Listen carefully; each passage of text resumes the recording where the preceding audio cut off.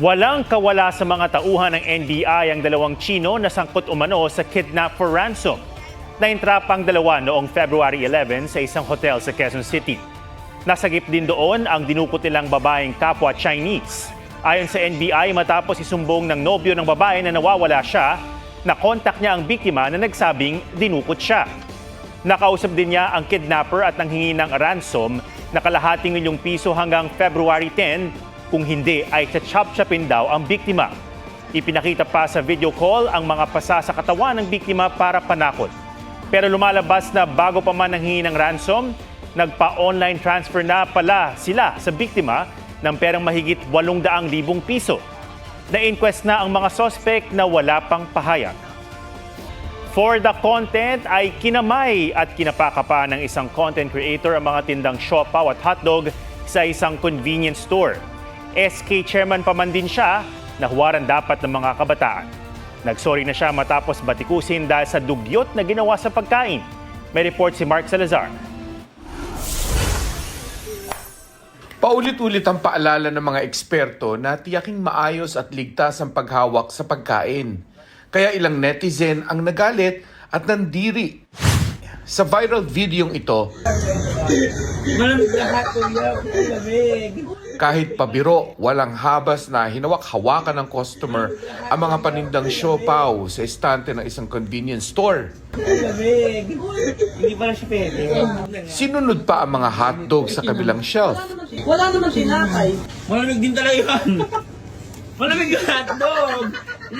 Komento ng netizens, banta sa kalusugan ang ginawa niya. Paano kung may customer na nagkasakit? Kung basta-basta kasing maghahawak ng mga pagkain, lalo na kung hindi pa naghugas o nagdisinfect ng kamay, maaring dapuan ng mikrobyo ang mga pagkain na makakahawa sa iba.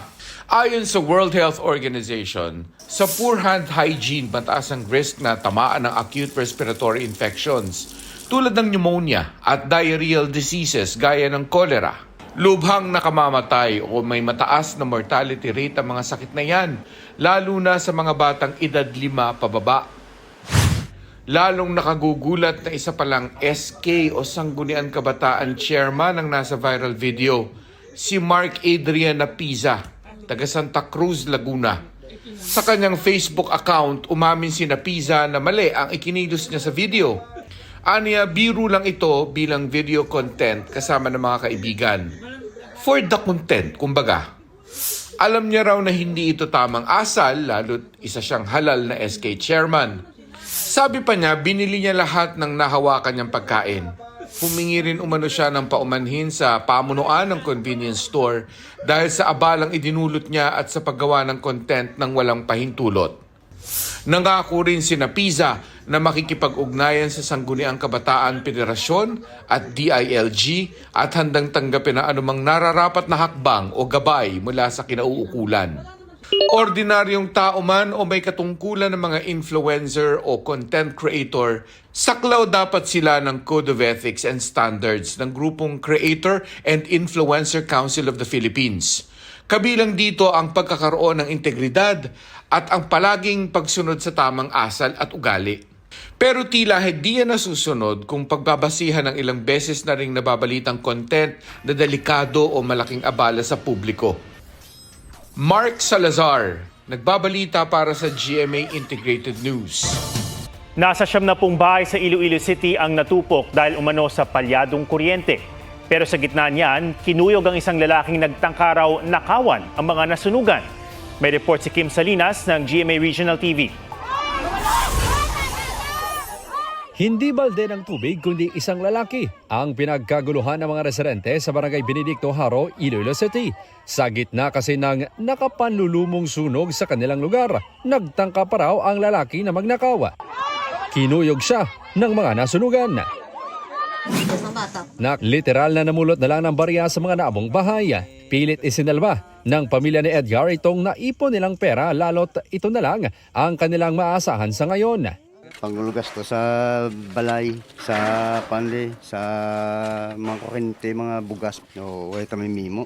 Mahigit 100 pamilya ang apektado sa sunog na tumupok sa aabot sa 70 bahay. Halos lahat ng mga nasunugan walang naisalba.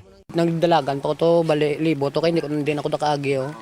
Ara na dang kalayo, to yung ako babae na lang da, luwasan lang ko galingon mo. Ayon sa isa sa mga nasunugan, naging mitsa ng apoy ang pag-spark o pagkislap sa ikalawang palapag ng kanilang bahay. May nag-spark. Di sa pag-spark, bali may nabilin di nga babae nga gintulinan niya nga mangimos di. Bali di sa dalom, waya kabati sa nung park. Wala ginmain. Tugma ito sa investigasyon ng BFP na palyadong linya ng kuryente ang pinagmula ng apoy. Mas gamay-gamay last year ang kuryente sa balay, i-check in time to time na kung may diferensya, assistant sa license siya. Aabot sa 700,000 pesos ang halaga ng pinsala. Ang lalaki namang pinagkaguluhan ng mga nasunugan, natukoy na residente ng La Paz. Ayon sa pulisya, hindi na siya inaresto matapos umanong magkaaregluhan. Kim Salinas ng GMA Regional TV nagbabalita para sa GMA Integrated News. Hindi raw dadalo si dating Pangulong Rodrigo Duterte sa pagdinig ng confirmation of charges sa International Criminal Court sa The Netherlands sa Lunes. Sabi sa GMA Integrated News ng lead counsel ni Duterte na si Attorney Nicholas Kaufman, hindi dadalo si Duterte sa pamamagitan ng video conferencing. Pero nang tanungin kung personal na dadalo ang Pangulo o iwi-waive ba niya ang karapatan, tumanggi na si Kaufman na sagutin ito. Personal namang dadalo ang ilang kaanak ng EJK victims. Nakahanda na rin daw ang mga aktibidad tulad ng pagmarcha patungong ICC kasama ang ilang human rights groups sa The Hague. Sabi ni Attorney Cristina Conti, ICC Assistant to Counsel, hindi tiyak kung maghaharap ng testigo sa confirmation of charges dahil sa limitasyon sa oras. Kung magkaroon man, mga insider witness ang prioridad na iharap ng ICC prosecutors. Sa gitna ng rush hour sa Taguig, 14 na motorsiklo ang sinuyod ng isang MPV. May nakaladkad pang rider. Pumalyang preno ang idinahilan daw ng driver na isang pulis. Ang nahulikam na disgrasya sa report ni Mark Salazar. Tukod ang traffic kagabi sa Cayetano Boulevard, Taguig, kasagsagan ng rush hour ng isang multipurpose vehicle o MPV ang humarurot sa pagsuyod sa mga motorsiklo malapit sa stoplight. Isang rider ang nahagip, nakaladkad siya at humampas ang ulo sa bakal sa bangketa.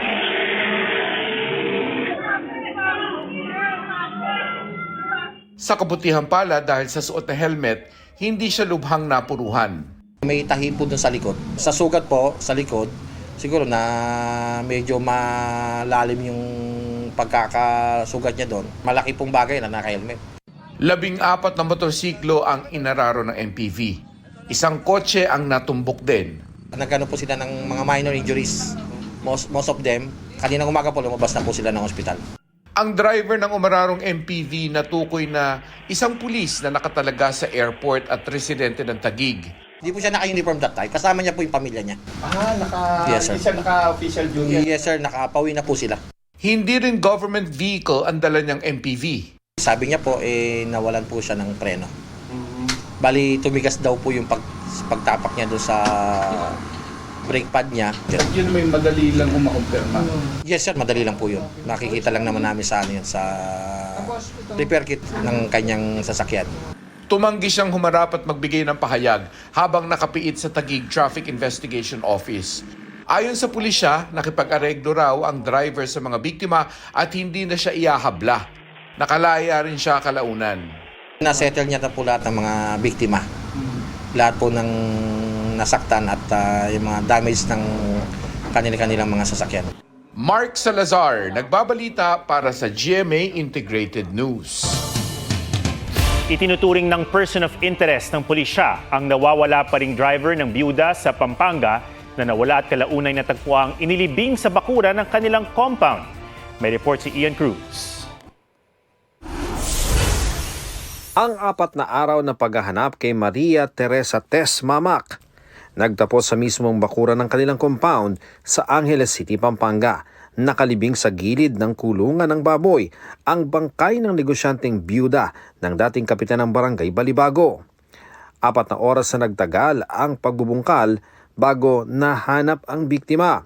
Dahil sa lalim ng hukay, hinihinalang sinadyang ihanda ito para sa pagpaslang sa biktima. May napansin po na isang hukay na medyo malambot po yung lupa. Then habang hinuhukay po yung lupa ay meron pong nakita na paa. Most likely po may butas na po yun. Bakit po? Kasi imposible pong makapaghuhay ka po ng ganun kalalim within a span of 1 hour. Na-autopsy na ang labi ng biktima para matukoy kung paano siya nasawi.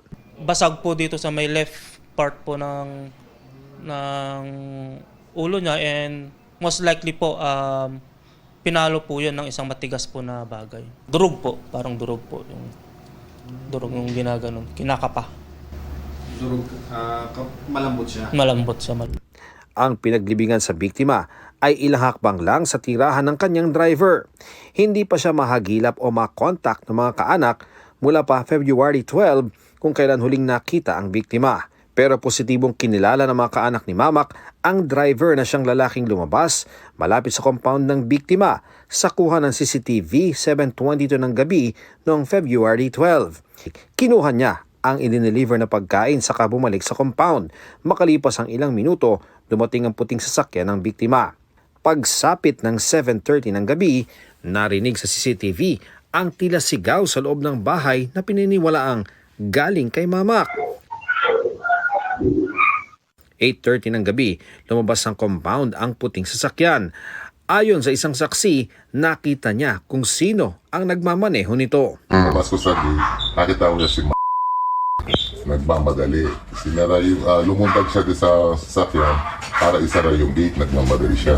Tapos, Pagka niya, sinara niya yung gate, may nakapong kasi dalawang tricycle noon. nakatalo. O bakit daw? Kasi binalanda niya yung sasakyan doon sa gitna. Ang puting sasakyan nakita noong Sabado na inabandona sa Magalang. Pero dahil walang nakitang bakas ng dugo sa sasakyan, kinutuban ng mga pulis na nasa loob lang ng compound ng biktima, lalo't may nakita roong mga bakas ng dugo sa pader at ilang gamit.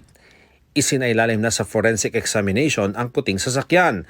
Ang driver itinuturing ng person of interest. Isa lang po yung huling nakita na kasama po nung victim po natin, and huling nakita na may tanan po nung sasakyan. So we considered him as the person of interest po. Tumanggi munang magbigay ng pahayag ang pamilya ng biktima na nagluluksa. Ian Cruz nagbabalita para sa GMA Integrated News. Bukas ay Ash Wednesday na, simula ng panahon ng Kwaresma sa Simbahang Katolika. At ang Catholic Bishops' Conference of the Philippines may hamon sa mga Katolikong Pilipino. Bukod sa pag-iwas sa ilang pagkain, sana raw ay mag-ayuno o mag-fasting din sa digital media. Ayon kay CBCP President at Lipa Archbishop Gilbert Garcera, nais silang kontrolin ng mga Katoliko ang pagbababad sa cellphone, social media, streaming sites, mobile games, at iba pang online activity na anyay umaagaw sa ating atensyon at nagpapahina sa buhay espiritual. Sana raw iwasan ng cellphone bago matulog at pagkagising at maglaan ng 24-hour o kaya'y weekend digital fast. Hinihikayat din ng simbahan na magsalo-salo ng walang gadget. Alisin ang mga app na nakagagambala at ipalit sa screen time ang padalangin, paglilingkod, pagbabasa o pakikipag-usap. Para raw mapalalim ang pakikipag-ugnayan sa Diyos at matibay na ugnayan sa pamilya at pamayanan. Sabay sa panahon ng Kwaresma ng mga Katoliko, ang panahon din ng pag-aayuno ng mga kababayan nating Muslim. Inanunsyo ng National Commission on Muslim Filipinos ang pagsisimula ng Ramadan sa Huwebes, February 19. Hindi lumitaw ang buwan sa moon sighting activity ngayong araw. Isinasagawa ito para matukoy kung kailan magsisimula ang Ramadan. Pinakabanal na panahon para sa mga Muslim ang buwan ng Ramadan, kung kailan sila nag-aayuno at nag-aalay ng panalangin alinsunod sa mga aral ng Islam. Yung hiwat sa mga kapuso, sabay sa pagsipa ng Year of the Fire Horse. On fire mga pagtatanghala at selebrasyon ng Chinese New Year sa iba't ibang bahagi ng bansa. May report si Marizu Mali. 新年快乐，马年大吉，恭喜发财！ Umariba na nga ang Year of the Fire Horse at sa oldest Chinatown in the world na Binondo, nag-aalab ang pagdiriwang ng Chinese New Year. Buhay na buhay ang kalsada sa dagundong ng mga tambol, pati na sa mga street performer at mascot. Kaliwat kanan ang mga dragon at lion dance sa iba't ibang mga gusali para swerte sa negosyo. May mga nag-alay rin ng insenso. May mga humabol maambunan ng buenas at namili ng mga charm at pampaswerte. Para sa good health. So, the horse kasi, it's kontra sa Tai Sui. It means also protection. So it looks like this, yung Tai Sui. People keep it on the wallet, sa phone case kapag clear yung case because they believe that it will bring them luck and more wealth, more prosperity. Siyempre, magsisipag ka rin. Hindi lang dala sa swerte. Siyempre, kailangan rin natin maghirap, di ba? At magdasal rin. Ang makulay na selebrasyon at atraksyon sa bawat kalsada, binatingkad ng mga malikhaing kabataan na karton ang gamit sa improvised lion dance. May Grand Thanksgiving Parade kaninang hapon. Namangha ang mga turistang dayuhan at balikbayan. A little overwhelmed, but it's crazy. I love this. Iba pa rin po yung experience dito sa Philippines. Kasi po, kasama yung family, kasama yung mga friends ko po. Patok din sa food crawl ang Binondo. Talagang pinipilahan ang mga tikoy at hopya. Pagiging bilog, hugis pera siya, no? Tapos wala siyang kanto. It means walang problema, di ba? Pangalawa, yung pagiging matamis niya. So it signifies yung sweetness niyo to each other and a sweeter life ahead. Pangatlo naman yung pagiging malagkit. Ito yung pagdikit ng swerte, tsaka yung close family ties. Para naman sa buenas na love life at kalusugan ang patok sa Iloilo City. Tulad ng piao o money catcher bracelet, money tree at koi figurine. Bida sa Chinese New Year sa Rojas City, Capiz, ang parada at fireworks displays. Sa Bacolod City, binuksan sa publiko ang Yuantong Temple. Inaabangan ang highlights ng kanilang Bacolao Dia Festival sa February 21, gaya ng lantern dance competition at cultural performances. Buena mano naman sa salubong sa Chinese New Year, ang kabubukas lang na Bukana Bridge sa Davao City. Bida rin ang Lion at Dragon Dance at cultural performances mula sa Chinese school sa lungsod. May inilunsad ding Davao Chinatown Coffee Table Book. Sa General Santos City, may ang pagsasaboy ng barya. Sa Cagayan de Oro City, inabangan ang magarbong fireworks display sa Rio de Oro Boulevard. Week-long ang Chinese New Year celebration ng CDO at highlight ang Dragon Boat Race sa weekend. Mariz Umali nagbabalita para sa GMA Integrated News.